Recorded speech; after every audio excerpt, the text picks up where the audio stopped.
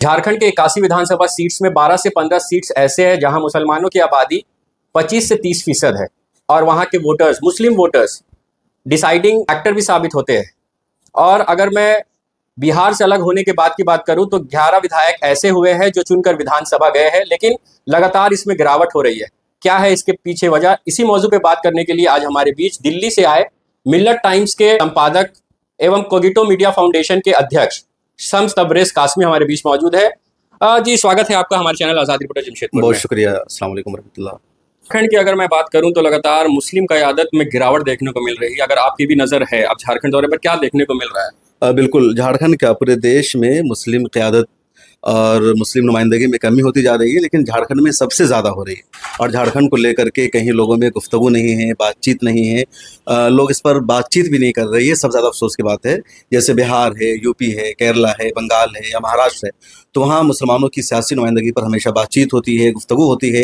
लेकिन झारखंड की जो सूरत हाल है, जो सिचुएशन है, इस पर कभी चर्चा नहीं की जाती है। मैंने खुद जब यहाँ के बारे में रिसर्च किया, देखा, यहाँ आया, लोगों से बातचीत हुई, तो पता चला कि झारखंड में जो सियासत है वो माइनस मुस्लिम हो रही है। तकरीबन 20 सीट ऐसी है जहां मुसलमानों का जो वोट परसेंटेज है वो 20-25% से ज़्यादा है। 10 सीट तो ऐसी भी है जहां मुसलमानों का वोट 20% के आसपास है और वो सीटें रिजर्व है SC ST के लिए। तो जो सीटें जनरल है वहाँ भी मुसलमानों की नुमाइंदगी नहीं हो रही है। और इसकी जो बुनियादी वजह है वो ये है कि सेकुलर पार्टियों की तरफ से मुसलमानों को टिकट नहीं दिया जाता है। इंडिया में पहले क्या था कि मुख्तलिफ पार्टियाँ चुनाव लड़ती थी, तो इस पार्टी से मुसलमान या दूसरी कम्युनिटी नाराज़ होती थी तो दूसरी पार्टियों को टिकट देती थी। कांग्रेस से नाराज़ है तो JMM की सरकार बना दिया, JMM से नाराज़ है तो जो स्टूडेंट्स यूनियन की पार्टी है उसको सपोर्ट किया। बीजेपी को छोड़कर बहुत सारा ऑप्शन था। अब नया दौर क्या आ गया है पिछले 10-15 सालों में कि अलायंस हो जाता है। कुछ पार्टी एक अलायंस में, कुछ पार्टी और 2 अलायंस में। तो इंडिया जो मल्टी पार्टी सिस्टम के लिए जाना जाता है वो 2 अलायंस सिस्टम में तब्दील हो गया है। और 2 अलायंस सिस्टम में एक अलायंस ऐसा होता है जिसके साथ मुसलमान जुड़ना चाहता है, दूसरा अलायंस बीजेपी का होता है जिसके साथ मुसलमान जाना नहीं चाहता। अब वो अलायंस जिसको सेकुलर अलायंस कहा जाता है, उनको लगता है कि मुसलमानों के पास उधर जाने का कोई ऑप्शन नहीं, तमाम पार्टियां हमारे अलायंस में हैं। तो अब इस अलायंस की तरफ से मुसलमानों को उनकी आबादी के एतबार से टिकट नहीं दिया जाता है। मान लिया जाए कि झारखंड में 11 मुसलमान MLA रह चुके हैं, 15 तो इजिली हो सकते हैं अगर टिकट दिया जाए। लेकिन इन लोगों ने कहा कि हम सिर्फ 4 को टिकट देंगे और इनके पास उधर जाने का ऑप्शन नहीं है, तो मुसलमानों की नुमाइंदगी कम हो जाएगी, दूसरे लोगों की नुमाइंदगी ज़्यादा होगी। तो इस वजह से मुसलमानों की जो नुमाइंदगी है लगातार कम हो रही है। झारखंड लोकसभा अभी चुनाव बीता है। झारखंड में 14 सीट्स है, एक भी सीट से मुसलमान को उम्मीदवार नहीं बनाया गया। और विधानसभा चुनाव है, 16 से 17% मुसलमान है झारखंड में। तो आबादी की बात करें, जो सेकुलर पार्टी डींगे हाँकती है कि जिसकी जितनी आबादी उसकी उतनी हिस्सेदारी होनी चाहिए, लेकिन ग्राउंड प्रैक्टिकल ये देखने को नहीं मिलता। अगर 16 से 17% आबादी है तो कम से कम 14 सीट्स मुसलमानों को मिलना चाहिए काशी में, लेकिन सिर्फ 4 से 5 उम्मीदवार बनाए गए सेकुलर पार्टी के द्वारा। तो क्या लगता है, प्लानिंग के तहत दबाने की कोशिश है मुसलमानों ये को? प्लानिंग के तहत है, जानबूझ करके कोशिश हो रही है कि मुस्लिम नुमाइंदगी कम हो। आप देख लीजिए कि इस वक्त असेंबली में, पार्लियामेंट में कहीं भी मुसलमान के मुद्दों पर बातचीत नहीं की जाती है। झारखंड एक ऐसा स्टेट है इंडिया का जहां मॉब लिंचिंग के सबसे ज़्यादा वाक़यात सामने आए, पिछली सरकार में भी और इस सरकार में भी। यानी 2014 से 2019 तक जब बीजेपी की सरकार थी तब भी मॉब लिंचिंग के वाक़यात लगातार यहाँ सामने आते रहे। और ये जो मौजूदा सरकार है JMM और कांग्रेस की, महागठबंधन की, इस सरकार में भी 40 से ज़्यादा मॉब लिंचिंग के वाक़यात सामने आए हैं। फ़र्क इतना है कि पिछली सरकार में मॉब लिंचिंग के वाक़यात सामने आए तो बहुत बड़ी खबर बनी, पूरी दुनिया तक आवाज़ सुनी गई। इन सरकारों में मॉब लिंचिंग के वाक़यात सामने आते हैं तो उसको दबा दिया जाता है। जो लोकल जर्नलिस्ट और पत्रकार होते हैं उन पर पुलिस दबाव बनाती है कि आप इस तरह की खबर को कवर मत करो, माहौल ख़राब हो जाएगा। और जो मुस्लिम इनके नेता होते हैं वो भी असेंबली में आवाज़ नहीं उठाते, वो चुपचाप रहते हैं। मुझे बताइए कि यहाँ के जो 3-4 मुस्लिम MLAs थे उनमें से कितने ने मॉब लिंचिंग के खिलाफ असेंबली में बोला है? आप यहाँ के जर्नलिस्ट है कि आपने सुना किसी को बोलते हुए, किसी ने आवाज़ उठाई हो, किसी ने मांग की असेंबली में कि पुलिस ने कार्रवाई नहीं की या सख्त एक्शन होना चाहिए? तो एक तो ये टिकट नहीं देती लोगों को, जिन लोगों को टिकट देती है वो चुपचाप रहते हैं। अब 10-12 को अगर ये टिकट देंगे, वो जीतेंगे, तो उनमें से 2-4 लोग ऐसे ज़रूर होंगे जो गैरतमंद होंगे, जिनका ज़मीर ज़िंदा होता है, वो कौम के लिए आवाज़ उठाते हैं। तो ये पहले सोचते हैं कि 15 की जगह 4 कर दो, 4 भी चुन करके ऐसे लोगों को दो जो बस नाम के मुसलमान हो, जो पार्टी के वफादार हो, पार्टी टाइमलाइन से आगे न बढ़े, पार्टी को नुकसान पहुंचाने का काम न करे। तो इस सोच के तहत, इस प्लानिंग के तहत मुसलमानों को नुमाइंदगी नहीं दी जाती है। इसके अलावा एक सोच इन लोगों की ये भी बन गई है कि अगर हम ज़्यादा मुसलमानों को टिकट देंगे तो जो गैर मुस्लिम वोट है वो हमारे साथ नहीं रहेगा, वो हमसे बिखर जाएगा, मुंतशिर हो जाएगा। इस वजह से भी ये मुसलमानों को अब वहीं से टिकट देते हैं जहाँ मुसलमानों की आबादी 50% से ज़्यादा होती है। कई सीटें तो अभी भी ऐसी है जहाँ मुसलमानों की आबादी 45% है, लेकिन वहाँ से इन्होंने मुसलमानों को उम्मीदवार नहीं बनाया है। और इनको मुसलमानों की जो कमज़ोरी है वो मालूम है। कमज़ोरी क्या है? साफ साफ कि NDA अलायंस के साथ मुसलमान जाने वाला नहीं है तो ऑप्शन क्या है, हमारे साथ रहना। तो हम टिकट दे ना दे, मुसलमान हर हाल में हमें वोट करेगा। इन्होंने तो 4 टिकट मुसलमानों को दे दिया है ना। अगर मान लीजिए 4 टिकट भी ना देते, 2 को कांग्रेस ने दिया है और 2 को जेएमएम ने दिया है, अगर इन 4 मुसलमानों को टिकट ना दे, एक भी टिकट झारखंड में सेकुलर अलायंस मुसलमानों को ना दे, तब भी मुसलमानों से जाकर अगर आप पूछेंगे कि आप एनडीए को वोट करेंगे या महागठबंधन को, तो मुसलमानों का जवाब क्या होगा? क्या महागठबंधन को वोट बिल्कुल। करेंगे, क्योंकि उनके पास ऑप्शन नहीं है। बीजेपी से इतना डराया जाता है, खौफजदा किया जाता है, हर जगह बीजेपी का डर देखा जाता है कि बीजेपी आ जाएगी तो तुम्हारा वजूद नहीं बचेगा, तुम्हारे घरों पर बुलडोजर चला दिया जाएगा, तुम सांस नहीं ले सकते हो, तुम जिंदा हो तो कांग्रेस की वजह से, इन सब पार्टियों की वजह से। तो जो डर और खौफ का माहौल है ना, इस फायदा उठाती है पॉलिटिकल पार्टियां। ये मुसलमानों की कमजोरी है और ये कमजोरी भी उन्होंने बनाई है एक सियासत के तहत, एक साजिश के तहत, और अब इसका वो फल खाते हैं। तो आपके हिसाब से झारखंड के मुसलमान वोटर्स को क्या करना चाहिए इस वक्त? देखिए, अगर क़यादत घट रही है, इसके पीछे बहुत सारे कारण हैं आपकी नज़र में, तो मुस्लिम वोटर्स को क्या करना चाहिए? देखिए, हमारे कई बड़े रहनुमाओं ने, उलमा ने हमेशा हर दौर में कहा, जब इस तरह का क्राइसिस सामने आया है, कि आप टैक्टिकल वोटिंग करो। मतलब आप किसी की सरकार बनाने और किसी की सरकार गिराने की फिक्र मत करो। मुसलमानों में इस वक्त एक मिजाज क्या बना है कि हमें बीजेपी को हराना है। मैं कहता हूं कि आप ना तो बीजेपी को हराने के लिए वोट करो, ना आप किसी को जिताने के लिए वोट करो, बल्कि जो अच्छा कैंडिडेट है, जो आपके मुद्दों को उठा सकता है, जो आपके लिए बेहतर साबित हो सकता है, जिससे आपका कमिटमेंट है, आप उनको वोट कीजिए, खा वो बीजेपी के अलावा किसी भी पार्टी का उम्मीदवार होता है। इस लीडरशिप को आप चुनिए, तो वो सब भी मिलेंगे, वो सब भी सरकार का हिस्सा बनेंगे। अगर नहीं बनेंगे तो कम से कम सरकार पर दबाव बना पाएंगे। अब देखिए, इस वक्त मजबूत अपोजिशन का होना जरूरी है। सरकार में बीजेपी हो या कांग्रेस हो, मुसलमानों के लिए सेम बर्ताव होता है। ऐसे में अगर कोई अपोजिशन में होता है तो वो आपके लिए आवाज उठाएगा, आपके मुद्दों को रेज करेगा। कोई अपोजिशन में आपका नहीं है तो आपके मुद्दों को रेज नहीं करेगा। अब यहाँ झारखंड की मिसाल लीजिए, पिछले 5 सालों से कांग्रेस और जेएमएम की सरकार है। मोबाइल लिंचिंग के इतने सारे वाकयात सामने आए, मुसलमानों के खिलाफ सामने आए। नुपुर शर्मा के मामले में यहाँ लोगों ने प्रोटेस्ट किया तो पुलिस ने गोली चला दी, एक नौजवान लड़का मर गया। मुदस्सिर साहिब मुदस्सिर नाम था उसका, रांची में। अब मुझे बताइए कि क्या यहाँ की जो अपोजिशन पार्टी उस वक्त बीजेपी है, क्या इसने आवाज उठाया? क्योंकि बीजेपी को मुसलमानों के मुद्दों से मतलब नहीं है।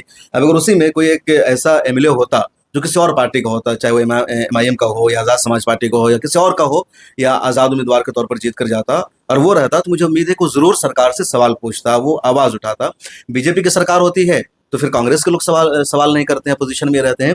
तो अपोजिशन में कुछ लोगों का होना जरूरी है ताकि मुद्दे उठ सके, मुद्दे रेज हो और पता चले कि मुसलमानों के मसाइल हैं। इस वक्त देश में जो माहौल है, मुस्लिम लीडरशिप को क्रश किया जा रहा है, तो ऐसे में कोई नया नौजवान पॉलिटिक्स की तरफ जाता ही नहीं है। तो क्या ऑप्शन बनता है वहाँ पर? जब हमारा नौजवान पॉलिटिक्स में जाएगा ही नहीं तो वोटर्स वोट किसको देंगे? ये भी एक बड़ा मसला है। देखिए, नौजवान पॉलिटिक्स की तरफ जाना चाहते हैं लेकिन उनको मौका नहीं दिया जाता है।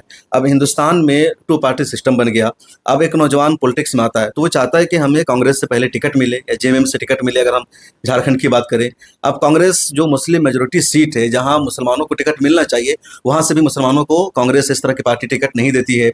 अब ये मुस्लिम नौजवान कांग्रेस को छोड़कर या इस तरह की पार्टियों को छोड़कर दूसरी सीटों पर जाते हैं। अब वो चंद्रशेखर आज़ाद की पार्टी का दामन थामते हैं या एमआईएम से टिकट लेते हैं या किसी और पार्टी से टिकट लेते हैं। अब वो भी सियासत कर रहे हैं, मुसलमानों की नुमाइंदगी करना चाहते हैं। ये वो लोग हैं जो मुसलमानों के लिए दिन रात खड़े रहते हैं। अब मुसलमान ही कहते हैं कि इनकी वजह से वोट बढ़ जाएगा, बीजेपी जीत जाएगी, कांग्रेस का वोट कट जाएगा, इनको वोट कटवा। तो जो मुसलमान है, जो मुसलमान कम्युनिटी है, ये अपने ही बच्चों को, अपने ही लोगों को वोट कटवा कह देती है, जिसकी वजह से मुसलमानों का हौसला डाउन हो जाता है। वो अपना सब कुछ कुर्बान करके, अपना सब कुछ दाव पर लगा करके सियासत में आता है। चुनाव लड़ना सबसे मुश्किल काम मुझे लगता है। पैसा लगाना पड़ता है, कुर्बानी देनी पड़ती है, गालियां सुननी पड़ती है, लोगों के ताने सुनने पड़ते हैं। और ऐसे में जब कहा जाता है कि ये दलाली कर रहा है बीजेपी के लिए, वोट काट रहे हैं, तो बहुत तकलीफ होती है। अब मिसाल के तौर पर इस वक्त हम आप जमशेदपुर में मौजूद है, काशिफ रजा यहाँ से चुनाव लड़ रहे हैं, आज़ाद समाज पार्टी से, कुछ और लोग दूसरी पार्टियों से लड़ रहे हैं। अब हर चुनाव में जीतना जरूरी नहीं होता, लेकिन कुछ चुनाव में अगर आपका कोई लीडर है, खड़ा हुआ है, वो आपके लिए पिछले 10 सालों से एक्टिविटी कर रहा है, काम कर रहा है, कोई मामला है, प्रोटेस्ट कर रहा है, सड़कों पर उतर रहा है, किसी मुद्दे के लिए आवाज उठा रहा है।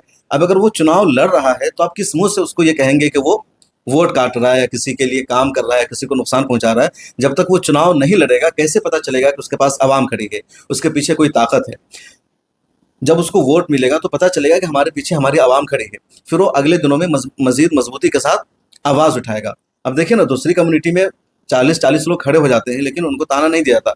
उनके लोग नहीं कहते कि वोट काटने हैं। कोई मुस्लिम नौजवान खड़ा होता है तो ताना दिया जाता है। जब तक बंदा सियासत में आएगा नहीं, जब तक चुनाव लड़ेगा नहीं, वो सियासत सीख नहीं पाएगा, उसके हौसले बुलंद नहीं हो पाएंगे, तो कम्युनिटी कमजोर होगी।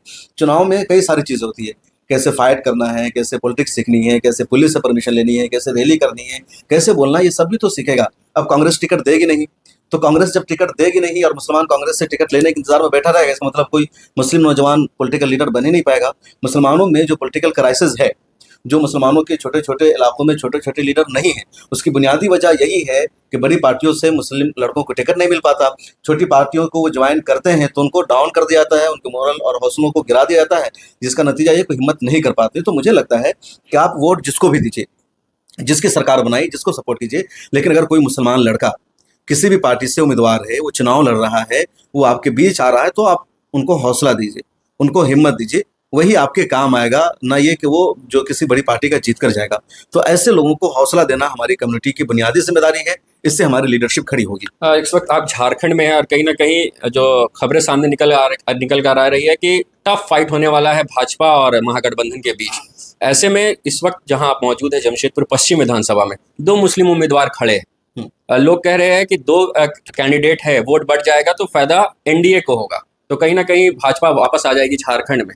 तो इसका भी डर है, इसको कैसे टैकल करिएगा, लोगों को क्या बताइएगा? यही डराया जाता है मुसलमानों को कि तुम्हारा वोट बढ़ जाएगा, 2 कैंडिडेट है, बीजेपी जीत जाएगी। मतलब यहाँ भी बीजेपी की जीत का डर दिखाया जा रहा है। आपको वोट करना है जिसको 2 मुस्लिम कैंडिडेट है, काशिफ रजा है, बाबर खान है, जो आपको बेहतर लगे, जो आपके बीच रहा है, जिस पर आपको भरोसा है, जिसका किरदार आपकी लच्छा, आप उसको वोट कीजिए अपनी तरफ से फैसला करके, इसलिए कि आपका एक मुस्लिम लीडर पैदा होगा, आपकी बीच एक मुस्लिम नौजवान मजबूत होगा। आप ये सोचना बंद कर दीजिए कि बीजेपी जीत जाएगी या कांग्रेस हार जाएगी। कई मरतबा जीतने के लिए पहले आपको किसी को हराना पड़ता है, तो जब तक आप हराएंगे नहीं उस वक्त आप जीत नहीं पाएंगे। तो कौन जीत रहा है, कौन हार रहा है, ये सोचे बगैर आपको वोट करना चाहिए। अगर इधर से 2 मुस्लिम कैंडिडेट है, मैंने जैसा जाना यहाँ के बारे में, तो 28 में से 26 कैंडिडेट तो उनके भी है, वहां भी आपस में लड़ाई हो रही है, वहां भी सबको कुछ ना कुछ तो वोट आएगा ना। बिल्कुल। तो यहाँ भी आप वोट कीजिए, ये देखे बगैर के कांग्रेस हार जाएगी या बीजेपी जीत जाएगी। कांग्रेस को जिताना और बीजेपी को हराना, मुसलमानों को ये जिम्मेदारी लेना बंद कर देना चाहिए। जिस दिन मुसलमान अपने जहन से बीजेपी को हराने की फिक्र निकाल देंगे और किसी एक पार्टी की सरकार बनाने की फिक्र निकाल देंगे, उस दिन से मुसलमानों में जो लीडरशिप है वो मजबूत होगी, मुस्लिम नौजवान आगे बढ़ेंगे। यहाँ जो कुछ होगा, यही जो नौजवान लड़के हैं, ये जो नौजवान लीडर हैं जो चुनाव लड़ रहे हैं, उनके साथ खड़े होंगे। एमएलए तो जीत जाते हैं, वो मिनिस्टर बन जाते हैं, बड़ी पार्टी को होते हैं, वो सामने नहीं आते हैं। 2 दिनों से आप जमशेदपुर के दौरे पे नौजवानों से खासकर मिल रहे हैं, कैसा रुझान लग रहा है, क्या सामने निकल कर? देखिए, मैंने तो देखा, इधर मैं दलितों की बस्ती में गया था, तो मुझे लगा कि दलित जो है अब जाग रहे हैं, बेदार हो रहे हैं, और जो दलित है वो चंद्रशेखर आज़ाद पर भी भरोसा कर रहे हैं। इधर मुसलमानों को भी लग रहा है कि हमें एक अल्टरनेटिव चाहिए। जो यहाँ का सिटिंग एमएलए है उससे लोग नाराज़ हैं, परेशान हैं, उनके खिलाफ शिकायतें हैं, खुद मुसलमानों के हवाले से उसके जो बयानात रहे हैं अच्छे नहीं रहे। तो यहाँ के जो मुसलमान हैं बदलाव चाह रहे हैं, तब्दीली चाह रहे हैं, और उस तब्दीली के लिए पहले यहाँ के कई कांग्रेस के लीडरों ने खुद मांग की थी कांग्रेस से कि आप यहाँ से अपना कैंडिडेट चेंज कीजिए। कांग्रेस ने जब अपना कैंडिडेट चेंज करने से इनकार कर दिया, तो एक दूसरा अल्टरनेटिव लोगों की नजर आया कि या तो हम आज़ाद समाजवादी पार्टी के उम्मीदवार को सपोर्ट करें, एमआईएम को सपोर्ट करें। अब कुछ लोगों को लगता है कि जो आज़ाद समाज पार्टी का उम्मीदवार है उसको मुसलमानों का भी वोट मिल रहा है, दलितों का भी वोट मिल रहा है। तो क्योंकि आज के दौर में किसी दलित मुसलमान को वोट देते हैं, कहीं देते हैं, पूरे भारतवर्ष में दौरा रहता है, क्या दलित मुसलमानों को वोट करते हैं? अगर मुसलमान प्रत्याशी है और दलित वोटर्स है तो करेंगे? डिपेंड करता है उनके पार्टी के लीडर पर।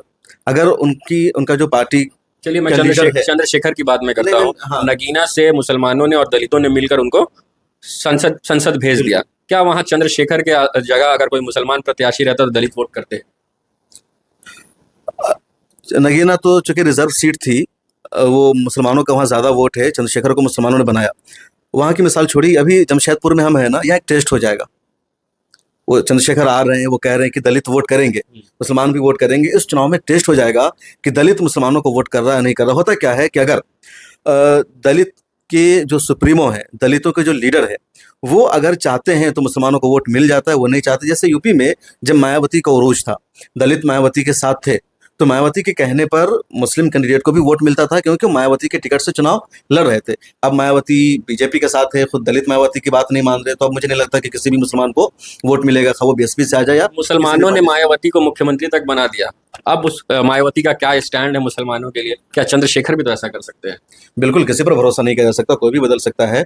और इसीलिए मुसलमानों को अगर किसी को वोट करना है, किसी पर भरोसा करना है, तो पूरा सोच समझ करके कि आगे क्या होगा। और अलायंस ज़्यादा अच्छा होता है, किसी एक के हाथ में पावर देने के बजाय। अगर चंद लोग बराबर के शरीक हैं, चंद लोग मिल करके एक पार्टी में बराबर के हिस्सेदार हैं, तो फिर वो ज़्यादा अहम है बजाय इसके कि किसी एक के हाथ को मजबूत करें या वन मैन पार्टी। चलिए वापस आते पश्चिम में, आपका दलितों की बस्ती में गए थे, क्या समीकरण निकल कर आ रहा है? तो बस्ती में मैं गया था, मुझे लगा कि काशिफ रजा को वो लोग बाय फेस जानते हैं, वो लगातार वहाँ काम करते रहे हैं, तो वोट मिलेगा। कितना मिलेगा ये नहीं कहा जा सकता। इसके अलावा जो चंद्रशेखर आज़ाद की पार्टी के नुमाइंदे या लीडर्स आए हुए हैं, वो लोग उनके बीच में काम कर रहे हैं, पूरा जोर लगा रहे हैं कि दलितों का वोट मिलेगा, आप उधर काम कीजिए, इधर दलितों को हम देख रहे हैं। तो अंदाज़ा लग रहा है कि 50-60% वोट दलितों का उनको मिल जाएगा। और अगर मिल जाता है तो एक अच्छा तजर्बा भी होगा। उधर नगीना में मुसलमानों ने चंद्रशेखर आज़ाद को एमपी बनाया, मुसलमानों का वोट नहीं मिलता तो नहीं जीत पाते। मुसलमानों ने वहाँ समाजवादी पार्टी के उम्मीदवार को वोट नहीं किया। तो यहाँ यकीनी तौर पर एक तजर्बा होना चाहिए, और अगर ये तजर्बा कामयाब हो जाता है तो आगे चल करके कुछ बड़े मुस्लिम पार्टियों के साथ एक अलायंस बनाया जा सकता है, क्योंकि अकेले किसी एक पार्टी को मजबूत करना तो मैं अक्लमंदी नहीं समझता हूँ। जैसे मुसलमानों ने अकेले मायावती पर भरोसा किया और उसको लीडर बना दिया। मेरी सोच ये है कि एक अलायंस हो, मतलब अकेले आज़ाद समाजवादी पार्टी को हमें नहीं शामिल करना, बल्कि आज़ाद समाज पार्टी भी हो, उस अलायंस में एमआईएम हो, इस तरह की कोई और मुसलमानों की पार्टी हो, या मुस्लिम लीग हो, या आईएनएल हो, या एसडीपी हो, ये सब मिल करके जब एक अलायंस बनता है, कुछ दलित पार्टी, कुछ मुस्लिम पार्टी, और उस मुश्तरका अलायंस को सपोर्ट किया जाता है, तो वो ज़्यादा भरोसेमंद होता है। क्योंकि अगर जिस दिन वो मुसलमानों की बात नहीं मानेंगे तो हमारे पास ऑप्शन होगा अपनी पार्टी के साथ अलग हो जाने का। लेकिन अगर आपने अकेले सिर्फ उनकी पार्टी पर भरोसा किया है तो आप अपना दोनों हाथ कटवा चुके हैं, आपके पास ऑप्शन नहीं बचा है वापस आने का। चलिए आखिर में पूरे झारखंड के मुस्लिम वोटर्स को क्या मैसेज, क्या संदेश देना चाहिए? देखिए, मुसलमान अब थोड़ा सा बेदार है। मुसलमानों में सियासी शूर भी पैदा हुआ है। पहले की तरह मुसलमान अब आंख बंद करके वोट भी नहीं कर रहा है। तो मैं तो झारखंड के मुसलमानों से यही कहूँगा कि झारखंड का मुस्लिम सियासत में कहीं चर्चा नहीं होता, जबकि झारखंड में मुसलमानों की आबादी 16-17% है। 15% तो 2011 के सेंसस के मुताबिक है, और अगर ताज़ा आदादो शुमार हो, सेंसस हो, तो मुझे लगता है 17 से 18% आबादी हो जाएगी। 26% यहाँ आदिवासियों की आबादी है। उसके अलावा देखिए, शेड्यूल कास्ट की जो आबादी है सिर्फ 12% है, महतो की आबादी 12% है। अब महतो की सियासी नुमाइंदगी बहुत ज़्यादा है, दलितों की नुमाइंदगी ज़्यादा है, मुसलमानों की नुमाइंदगी बहुत कम है। झारखंड को सिर्फ एक आदिवासी स्टेट के तौर पर ही जाना जाता है। तो मुसलमानों को अपनी सियासी हिस्सेदारी लेने के लिए सेकुलर पार्टियों को भी एक मैसेज देना होगा, और उनको बताना होगा कि हम सिर्फ आपके बंधुआ मजदूर नहीं है, वोट बैंक नहीं, बल्कि हमें सियासी हिस्सेदारी चाहिए। तो जहाँ जहाँ उनके पास ऑप्शन है अल्टरनेटिव उम्मीदवार को जिताने का, कोई मजबूत है तो उनको भी वोट करना चाहिए। एक मैसेज देना चाहिए कि हम 15 सीटों पर अपना उम्मीदवार चाहते हैं, अगर आप नहीं देंगे तो हम आपको हराने का काम करेंगे। हम आपको बता सकते हैं, क्योंकि हर चुनाव में यही मामला बनता जा रहा है कि आपको बीजेपी से डरकर या बीजेपी को हराने के लिए वोट करना है। और मुझे लगता है कि उन जगहों पर अगर उनका उम्मीदवार जीत जाता है तो वो कभी भी बीजेपी के साथ जाने वाला नहीं है। अभी तो मतलब ये भरोसा रखना चाहिए कि एमआईएम का अगर कहीं पर कोई उम्मीदवार है और उसको वोट मिलता है तो बीजेपी के साथ किसी भी हाल में नहीं जाएगा। आज़ाद समाज पार्टी का उम्मीदवार कोई जीता है तो आज़ाद समाज पार्टी बीजेपी के साथ नहीं जाएगी। तो ये जो महागठबंधन है उसी को सपोर्ट करेंगे, उसी के हाथ को मजबूत करेंगे। तो यहाँ नुकसान नहीं है। दूसरी तरफ इस तरह वोट करके आप सेकुलर पार्टियों को एक मैसेज दे सकते हैं कि हम आपसे नाराज़ हैं, और नाराज़गी के इजहार का यही तरीका है। आप लगातार उनसे मुलाकात करते रहें, उनसे मिलते रहें, और बोलें कि आप हमें क्यों नहीं टिकट दे रहे हैं, हम आपको वोट नहीं करेंगे। लेकिन वोट का जब टाइम आएगा, इलेक्शन का टाइम आएगा, आप उनको वोट करेंगे तो समझ जाएंगे कि आप मजबूर महज है, आपके पास कोई ऑप्शन है ही नहीं। चलिए बहुत शुक्रिया वक्त देने के लिए। तो ये थे मिल्लत टाइम्स के संपादक और कोगिटो मीडिया फाउंडेशन के अध्यक्ष, और एक बेबाक आवाज़ जो इस वक्त देश में उभर कर सामने आ रही है, शम्स तबरेज़ कासमी के रूप में मुस्लिम लीडरशिप की बात कर रहे हैं। और इन्होंने झारखंड वासियों से भी अपील की है कि टैक्टिकली इस बार वोट करें, और कांग्रेस को जिताने या भाजपा को हराने का काम ना करें, बल्कि अपने लीडरशिप को खड़े करने की बात करें। तो इसी तरह के खबर के लिए आज़ाद रिपोर्टर की टीम के साथ बने रहे। हम किसी और दिन किसी और अन्य शख्स के साथ झारखंड में आगामी विधानसभा चुनाव पर बात करेंगे। जुड़े रहे आज़ाद रिपोर्टर से। बहुत बहुत शुक्रिया।